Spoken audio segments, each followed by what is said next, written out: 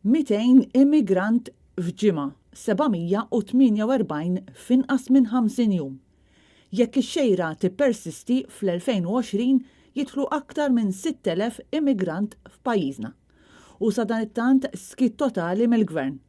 Aktar minn hekk jidher li l-gvern issa saħansitra qed jipprova jaħbi l-miġġiet tal-immigranti f'pajjiżna u kien biss għax tkellmet il-medja li sar magħruf li kienu daħlu gruppi oħra ta' immigranti fl-aħariem. Fil-fatt fl-aħħar ġimagħtejn il-gvern ma għamel l-ebda stqarrija dwar gruppi ta' immigranti li daħlu f'Malta. Skont sorsi li tkellmu magħna għax anke hawn il-gvern ma qal xejn dawn l-immigranti ttieħdu fiċ-ċentru tal-Marsa. L-aħħar stqarrija min-naħa tal-gvern dwar waslit ta' immigranti intbatet fis-27 ta' Jannar. Minn dakinhar l-hawn daħlu 200 immigrant ieħor imma l-gvern ma ħareġ l-ebda komunikat lill-medja dwar dawn il-waslit ġodda u anke meta l-medja pprovat titlob informazzjoni lill-Forzi Armati ta' Malta dwar movimenti jew waslit imminenti ta' immigranti sabet il-bibien magħluqa bit-tweġiba spiss tkun biss li qed nimmonitorjaw is-sitwazzjoni.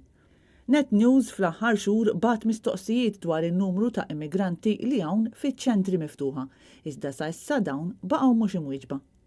Mistoqsijiet dwar kemm minn dawn l-immigranti ġew fil-verità rilokati f'pajjiżi oħra Ewropej u l-intbagħtu b'mod uffiċjali u formali skont il-liġi dwar il-libertà tal-espressjoni ġew miċħuda.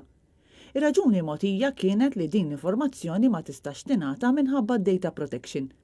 Risposta li tidher li aktar hija skuża milli raġuni, hekk kif aħna tlabna biss ċifri u mhux ismijiet jew informazzjoni personali.